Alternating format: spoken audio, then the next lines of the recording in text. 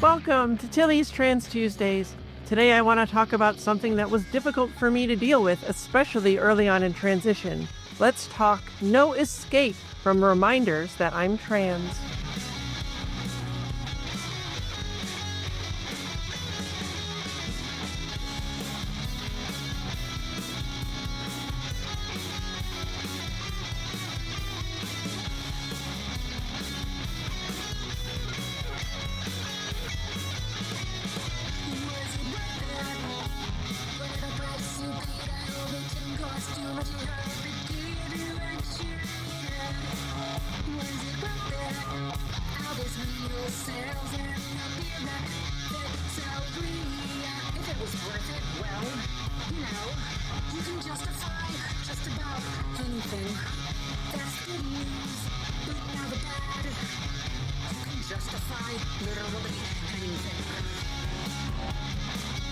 Hi, I'm Tilly Bridges, your host, and I'm joined by my writing partner, my best friend, my wife, our token cis representation, the lady who'd never let me escape, and I like it just fine that way, Susan Bridges.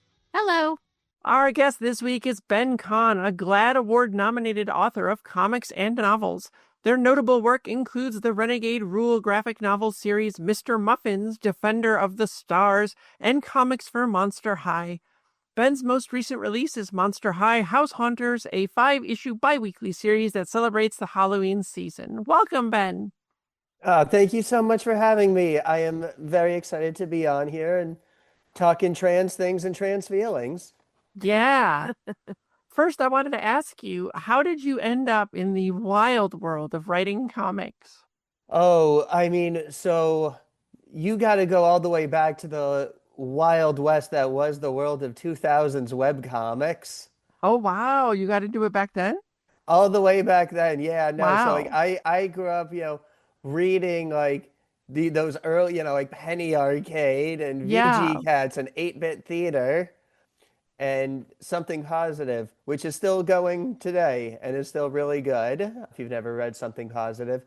But I got my start as a teenager in high school making silly, ludicrous 2000 shot comedy, like Sprite comics. Wow. And posting them to forums because it was the mid-2000s. Oh, and that's wow. what you uploaded it to Photo Bucket and then you posted the URL to a thread in a relevant forum.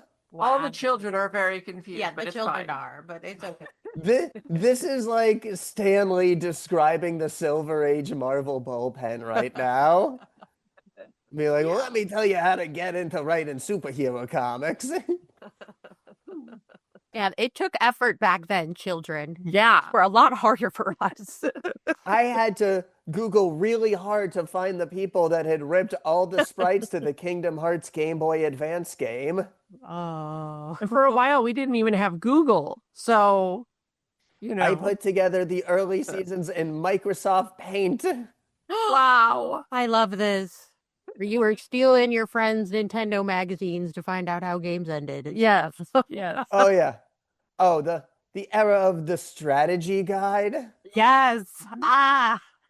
Like, that's the thing. People are like, they're making the games more expensive. It's like, you don't understand. They used to make games where you paid the full price of the game, but then they'd throw in some insane-ass puzzle that you would need to buy, like, another $18 thick-as-hell strategy guide in order to be able to actually beat the game. Yeah. Try playing Final Fantasy X, going through those, like, Cloister of Trials blind. You're not pulling it off. So, I don't know. I guess the moral is the games industry has always been wildly exploitative. Well, how did you move then from webcomics into like print comics, like for bigger publishers? So that was all, so I made that as a teenager in high school. And then as I got to college was really the first time I had easy access to real brick and mortar comic book store, beyond just, the graphic novel selection at Barnes & Noble, which, at the time gets you like Killing Joke, Watchmen, Sandman, good luck finding anything too much deeper than that beyond a few random manga volumes. So to have that brick and mortar store, be exposed to it, like kind of get the full breadth of early Vertigo, some of the more celebrated kind of one-off superhero stories. Even ended up getting a job at that comic book store, which was just locking a kid in a candy shop. Right? I was like, oh, that'd be the best job. Yeah, so, at that time, so this was around 2009. So around that time, you have Grant Morrison's Dick Grayson led Batman and Robin series. You have Jeff Johns leading into Blackest Night on Green Lantern. Dark Reign and Dark Avengers is going on over at Marvel. A storyline that I really feel like I need to revisit because was way too soon in 2009, but probably way more relevant now. So those were kinds of the storylines that were going on, at Marvel DC that kind of made, when I jumped into the superhero universes that got Image in those early 2010s. Oh, I, yeah. I mean, that and was such a indie comic like boom, Hmm. when, the biggest Image books could rival anything Marvel and DC were putting out. So that was kind of the environment I kind of just really just kind of dove feet first into the deep end on of comics. And I joke that by the time I decided to make comics, I'd already been making comics for 5 years. But no, like once, exposed to all that and the thought it's like, oh, I wonder if I could make comics like this. Once you start that process, it's kind of that going down that road. It doesn't really end. And now, Yeah, you're kind of doomed. yeah, exactly.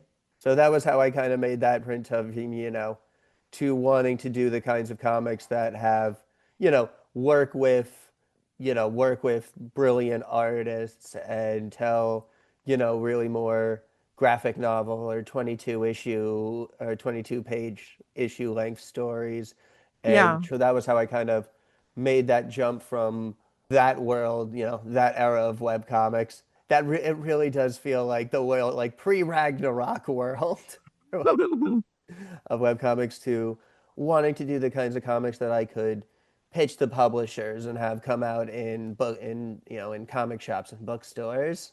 That's cool. I love one of the things I love the most about comics is how collaborative it is. Like, you work so hard on the script, but then the artist does something with it you never could have imagined, and it becomes more than just the sum of its parts. It's a whole group effort, and I really love making like art and telling stories that way. Oh, absolutely.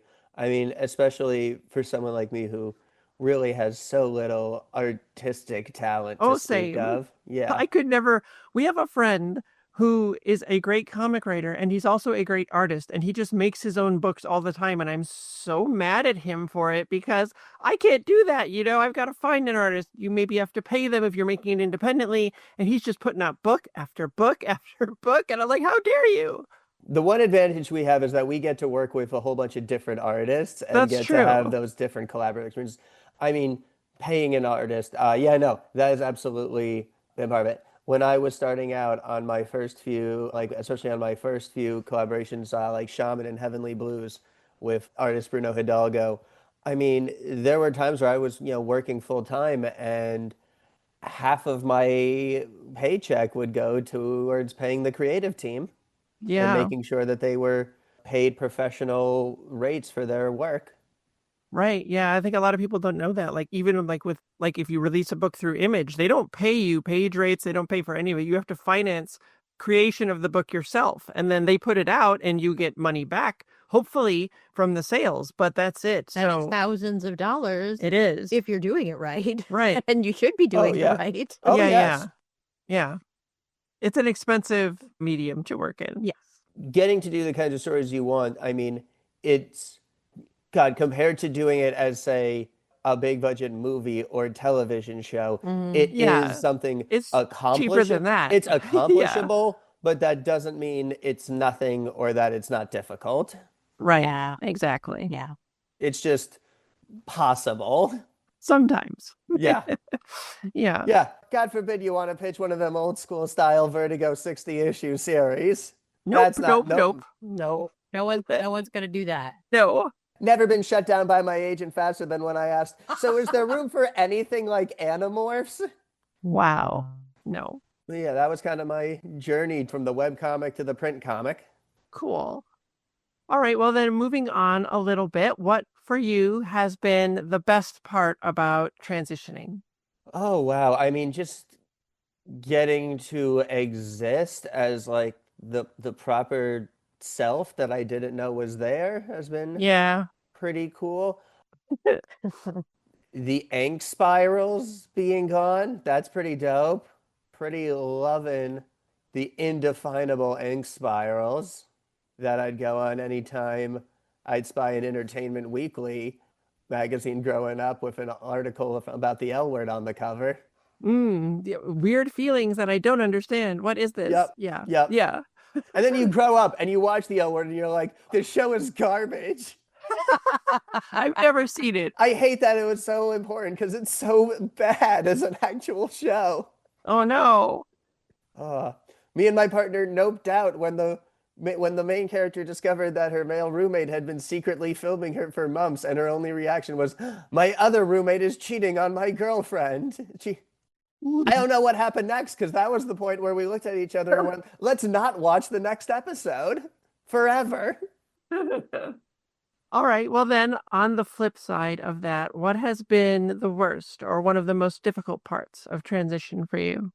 I think what's always difficult, especially just as a day-to-day difficulty that persists even as comfort with myself is fine, is that especially being non-binary, presenting in a more, I guess, gender fluid way, shifting a lot depending on being able to shift my presentation with my transition process has all been social, Yeah. new names, clothing, hair, makeup, all of that. So what is that there is this recognizing and realizing and living as my full, non-binary, gender fluid self means that there is this huge vulnerable part of me, and it's like with someone, in every new city I travel to, new group I meet, every new social situation, it's having to prejudge how much of myself do I. Yeah. Sometimes it's like how much do I feel safe revealing, and sometimes it's even just like, well, how much do I even want to show them? Yeah. So, Yeah. Yeah, you yeah. know, some people aren't worth the full experience, the full be experience. So true. I need to keep that in mind. Some people are not worth the full experience of myself. Yes. I Yeah. like it. And it's like, oh, well, it's like, don't show up wearing a dress around me. It's like, I would never want to wear a dress around you. You don't deserve to see Mm. me in a dress. But just having that mental math being just Yeah. a new, day to day part of just this mental calculation you have to bring into every Sure. situation. Have you found even in like explicitly trans or gender non-conforming spaces that sometimes you're not as comfortable there? Because I know that there can be, and it's really awful and sad, but there's like some trans men and trans women who are very anti non-binary or don't believe in non-binary people are real or exist, and that it's so like there's this sort of transphobia within the trans community that really bugs me. And I haven't experienced that, oh, good. so much. Yeah. I don't know, maybe if it's just I'm not engaging fully, or if they're what I've found that's been less hostility is just more, or like the unknowing or the Yeah. confusion, and not even in a bad way. Sometimes it's often very good natured or coming from like a place of wanting to understand and Yeah. connect.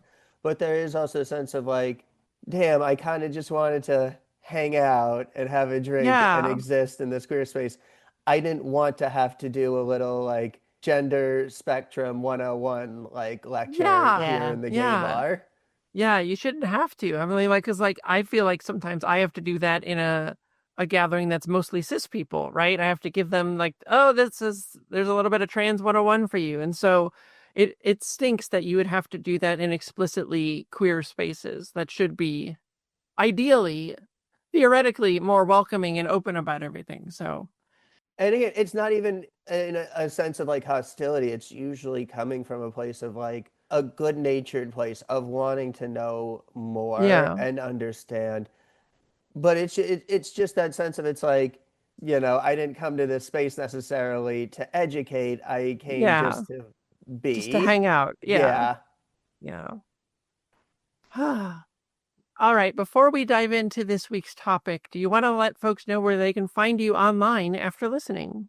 Yes, you can find me online. I am usually spouting off lots of very silly jokes on Blue Sky You at sure are. uh, te te text-based social media is really where I'm at. I I need something where I can quickly go like, I've got a funny thought about Picard that everybody needs to know. And I don't Yes. want to have to edit a video to share No. my Who's dumb, got that time? dumb Right? Picard thoughts. Text is perfect. Yeah.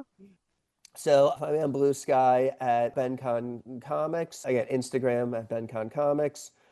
I'm on the web, and you can find a bunch of my titles like Mr. Muffins and Renegade Rule and the Ignatz nominated series Heavenly Blues at my website, benkahncomics.com.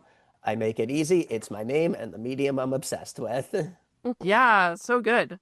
Strong branding. Well done. All right. Folks, listen, do not get the wrong idea. I do not wish that I was cis. I do not wish that I wasn't trans. I really and truly do love being trans and what it's meant for my life and my understanding of who I am in every facet of my life. But there is so much more to me than just my transness. It's one very big and important part of who I am, but it's not all there is. I'm a writer, a wife, a mom, a nerd, a gamer, a director, a fitness nut, a budding roller derby player, and on and on. And yet I cannot escape reminders that I am trans and othered by society. An example of this is how I simply cannot escape my dead name. Over 5 years in, and I still can't get away from it, though it's not nearly as bad as it was early on. And I'm not talking about people calling me by my dead name necessarily, though, hey, please never do that. But it's the name itself that I cannot escape and probably never will. One way this particularly hurt early on is that before I was able to legally change my name, all the medication I was prescribed was under my dead name. And this included my HRT, which I talked about in episode 110 of this podcast. And it's a special kind of hell to have the meds that are hopefully going to help you change your body in ways that make you feel better, and for me absolutely did, be the thing itself that reminds you of all the pain and anguish that made you want to take it in the first place. Back before I was on injections, when I was on estrogen pills, which I had to switch off of because they stopped working for me entirely, listen to episode 28 on transition setbacks. Every time I opened the bottle, every single day, there was my dead name punching me in the face. Seeing my dead name on the label was a big blinking neon sign that said, "Hey, you're a trans lady." But that was far from the only source of this particular annoyance. I get junk mail and spam calls for my dead name, even now, 5 years in. I donated to a Democratic election campaign once, long before I transitioned, and now they will not stop texting me and begging me for money and asking a trans woman for cash, lol, LMAO even, and seemingly have no system in place to check if a They will person's name never has stop. changed. They They will will never never stop. stop. They'll never stop. And it's so infuriating because it proves they actually do have a mass communication system that they could be using to direct calls to action or organize specific causes and things. Right? But no, No. no, no, just endless bombardments with money to the point where, I don't know, maybe it's bad to prime your entire base to hate you the second they get it every time their phone vibrates. Yeah, there was even an article recently that was like the firm that they have hired to do this takes almost all of the money. So even if you wanted to donate to a candidate, most of it is just going to the company that spams everybody for more money, and you're not actually getting to them directly. So it's so messed up. Great. Love our opposition party. They're doing a great job. They're so on top of things. So the Dems are just out here routinely dead naming me on the regular. It doesn't endear me to them, nor does most of them completely capitulating on whether trans people deserve equal rights. Ahem. But it's not like I can tell the spammers to change my name on all their records. And what's worse is that part of it is almost self-inflicted. Because yes, my email address is for my new real name, but I have over a decade of saved emails in my old account, and forwarding all of those over is something I don't have time for. And even if I did, whenever I might need to refer to one again, there's the old email address with my dead name in the to field, and there's the person who sent the email addressing me by my dead name. There's literally nothing that can be done about that. And worse, if you knew me before I came out, you are likely aware my dead name was exactly the same as a very famous actor. See the essay on names and pronouns at Tilly'sTransTuesday.com. for more.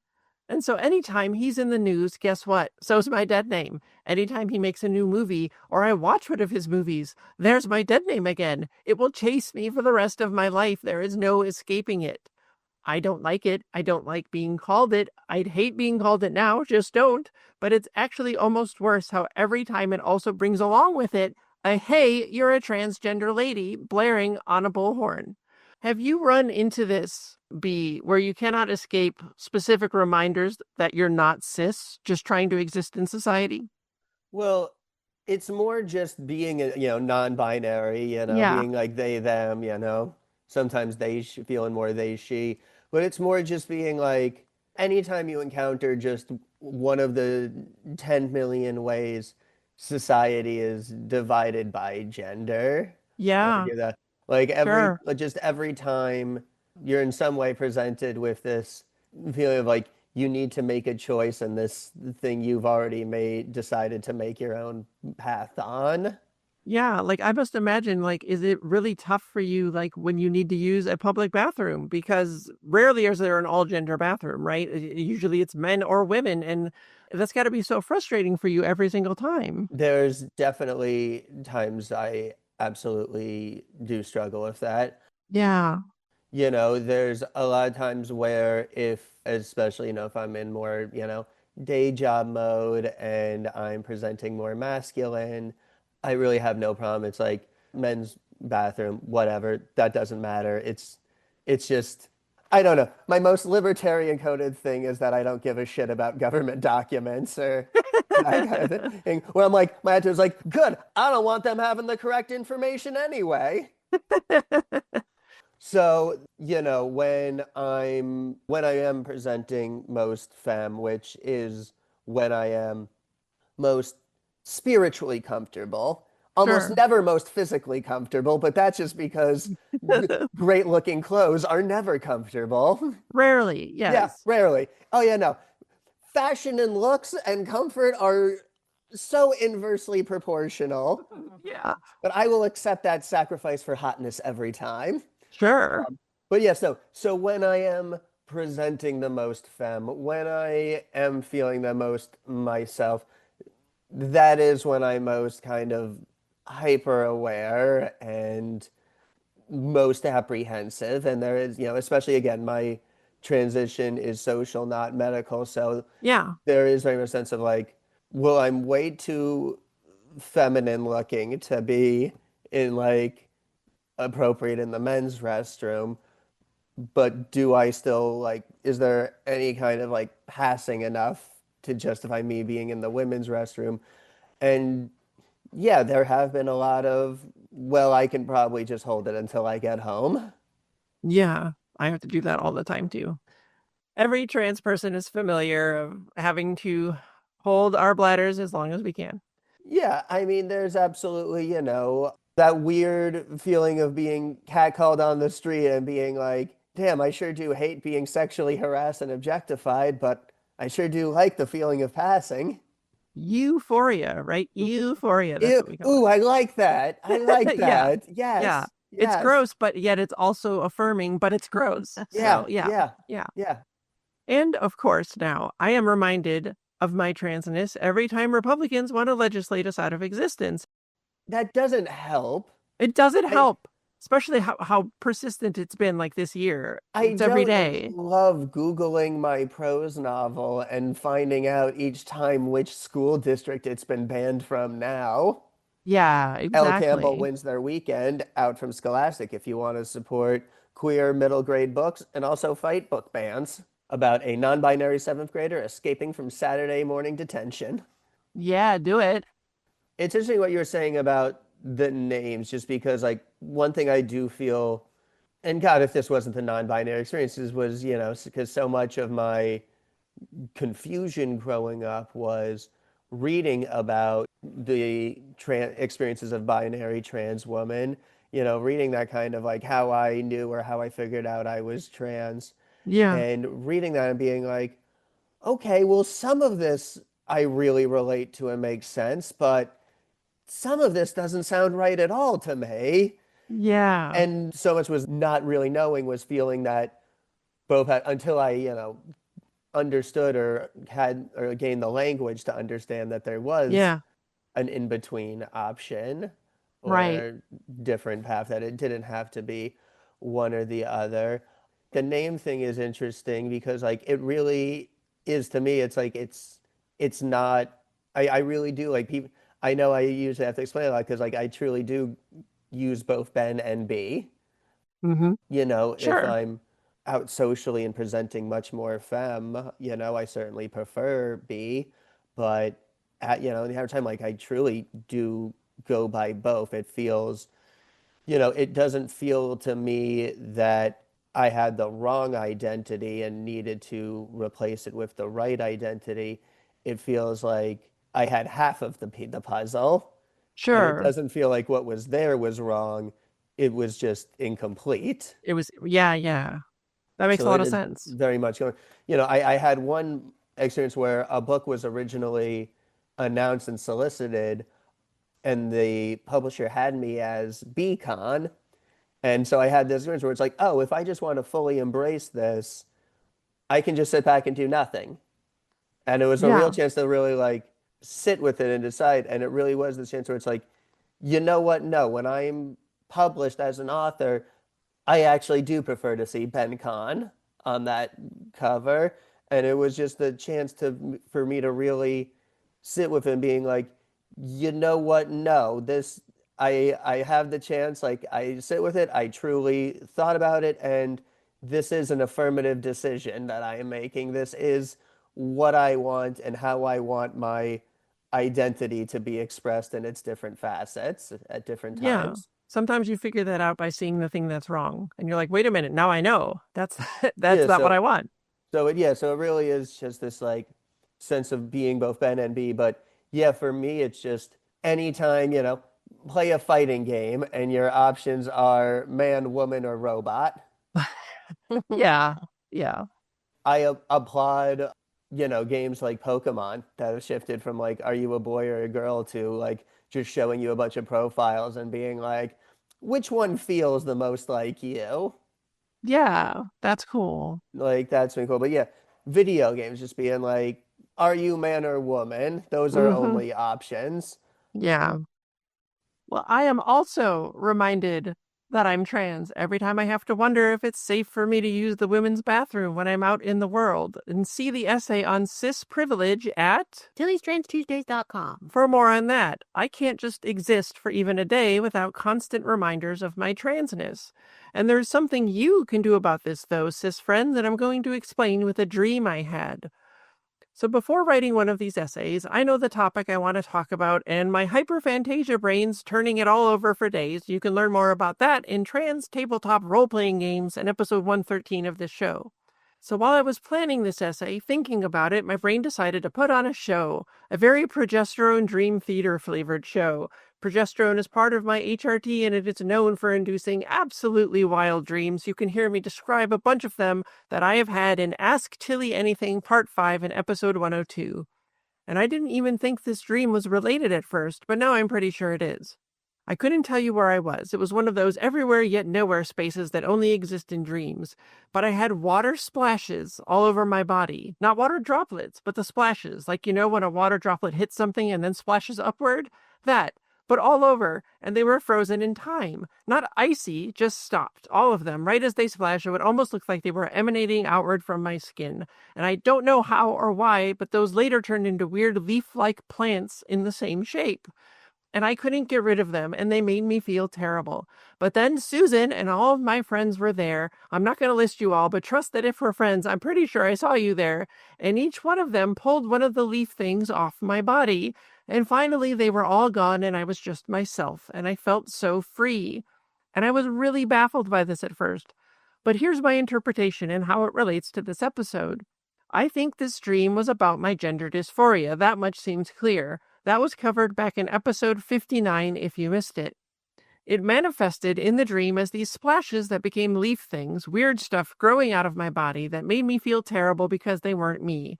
I think they were probably a stand-in for the facial hair and body hair that have so plagued me. Body hair plagues me so much it got its own episode, number 112. But all of you who care about me and were there to help me get through that dysphoria so I could just be myself. And earlier I said there was something that you could do about this, and here it is. You start by striving to not be the cause of the splashes or leaf things, and by seeing me and affirming me as who I am. A perfect example of being seen and affirmed for who I am was a really beautiful moment that happened when I went to get my first ever COVID vaccine back when we were all still mostly in lockdown. Wasn't really lockdown, but okay. It wasn't really, but it was kind of. No. Yeah, it should have been more. Yeah. Body hair dysphoria is the worst dysphoria. The for me. worst. It's so bad. So we got our COVID shots through Kaiser, who is both our insurance and healthcare provider, at a very organized facility that got us in and out at no time at all. We had to fill out a short form first with our account numbers and if we were possibly allergic to any of the ingredients in the vaccine and all that stuff. As this was before I'd been legally able to change my name, that meant my dead name had to go on this sheet. And even then I had long hair and a pink mask and some small boobs and a purse, but the legal name is the legal name. And the thing about Kaiser is they have your medical record accessible to all medical professionals who treat you. And there was a nurse who was taking everyone's account numbers from their forms and going into their medical records to add in the vaccination. And then he's bringing this little proof of vaccination card to everyone that they used to give out at the beginning, the ones you would see everyone taking a photo with. Only I didn't post a photo of mine because my dead name was on it, so no thank you. But this guy, okay, goodness, he comes over with the card, but he stops. He doesn't seem to know what to say. He kneels down so we're eye to eye because I was sitting in a chair for that 15-minute wait period that they made you have at the beginning to be sure you didn't have an immediate bad reaction. And now they just shove you out the door. They just shove you out the door now. But he didn't show me the card. He finally talked really quietly so no one else would hear. And he said, I saw in your record you go by Tilly. And I smile, but I'm double masked, so who knows if he's aware. And he said, is Tilly on your driver's license? And I told him no, not yet, sadly. And then he finally reveals the card with my dead name on it. And he said, is this okay? I don't think I can change it, but I wanted to be sure you were okay with it. Now look, I was about to cry then, and I'm about to cry just talking about it now, from this one simple act of kindness. The vaccination record had to have a legal name on it. I get it. It's not his fault. It was COVID's fault that I hadn't been able to get it changed yet. He could have just put my dead name on it and dropped it in my lap and moved on with his day. Or worse, he could have come over and asked out loud if that dead name was me because I did not even then look like the gender of the people who generally have that name. But he didn't. He knew there was probably nothing he could do about it, but he checked just to be sure. And he didn't say it loudly or even want to show it to me because he knew it might hurt me. And he felt bad about having to give me something that I needed to have that didn't have my real name on it. And so he just ripped a handful of those dream leafy things right off my arm. I was seen as myself and understood. And even though my dead name was a reminder, again, that I'm a trans woman and not just a woman or even just a human, this guy made me feel like I could just exist as me. So he negated that entirely. So I thanked him and I waited the rest of my 15 minutes and then he told me I could go and I thanked him again. And I left feeling like myself, like a person who happens to be trans, and that's great, but not some beacon of transness first and foremost, if that makes sense. Have you had any experiences like this, B, where you were just so completely seen and understood by a stranger that it meant the whole world to you? Absolutely. I remember the first time going to a kind of a queer hair salon and Yeah. asking for a femme haircut and then just totally understanding what I was going for, what I wanted and why I wanted it, and Yeah. just we're gonna make that happen. And they didn't give you any crap about it. Yeah, no, exactly. I mean, Yeah. it's every time, I put on a dress and go out with my partner out to dinner and the hostess says right this way, ladies. It's any of those little moments. It's and every little ma'am, anytime someone Yeah. kind of grants you that. Yeah, it's also like this sweet little reminder that we're so inundated, especially this year in 2025, with all of the transphobia in society. And it is so, so nice to get those little reminders that, hey, there are good people Yeah. out there who care. And then sometimes, I play my favorite game in New York City, Am I Too Femme to Get a Taxi Anymore? Oh, And when they slow down and then see what I'm wearing and then speed away, that's how I know my outfit is killing it tonight. that's sort of a backwards affirmation, but yeah. I do Oh. like having a queer hairdresser, though, because it's like, Yeah. oh, good. I don't have to pretend everything is fine. Yeah. Right? Yeah.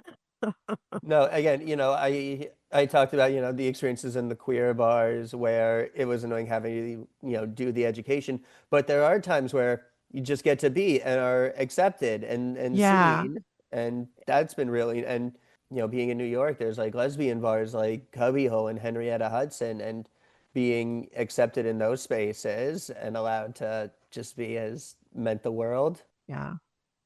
Being trans, which again I love, is just one aspect of who I am, but it is not all I am. I am a wife and I love being a wife, but that is not all I am. I'm a mom and I love being a mom, but it's not all I am. I'm a writer and I love being a writer, but it's not all I am. I am all of these things. They are all just one aspect of a full human being. I don't think straight cis men ever think about their gender. They don't have to. The world is set up to affirm that's who they are at every step because they're the ones who set it up that way. I've talked about that too many times to even list them all, but episode 50 on gendered childhoods and episode 95 on trans trauma to societal gaslighting are good places to start, as is my book, Begin Transmission, The Trans Allegories of the Matrix. Cis white men don't get reminded a dozen times a day how they're cisgender. They just go about their life and don't really think about it. And I would so, so love to just go about my life and not have to think about how I'm trans every second of every single day. Thanks for being here, B.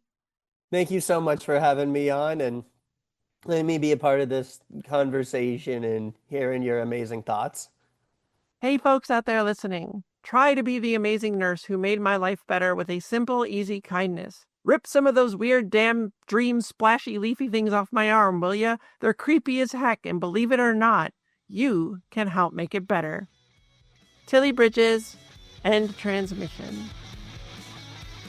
Tilly's Trans Tuesdays is hosted by Tilly Bridges and Susan Bridges, with audio editing and sound mixing by Jillian Morgan.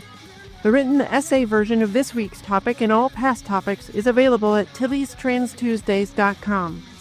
Special thanks to Daisy and Jane for the use of Sorry Not Sorry as our show's theme music. Please stop by and show your support at daisyandjane.bandcamp.com and soundcloud.com/daisyandjane. You can find me at Tilly Bridges on Blue Sky and on Mastodon at tillybridges at mastodon.social, and you can find Susan on those at Susan L. Bridges. You can find Jillian at Audio Jillian on Blue Sky. You can join the Tillyverse Discord server by following the link at the very bottom of tilliestranstuesdays.com. We hold regular watch parties for the Matrix films and other trans movies where I do a live Q&A, and it's blossomed into a wonderfully supportive, compassionate, kind community of friends. We'd love to have you join us. If you'd like to keep up with all the writing that Susan and I do, you can sign up for our newsletter at birdguestbroadcast.com. If you enjoy this show, please take a moment to leave us a rating on Apple Podcasts. The largest segment of our listeners find the show there, and more reviews equals a higher profile, which means it will reach more of the people who need it. Thank you for your support. For more information, visit pendantaudio.com. Thanks for listening.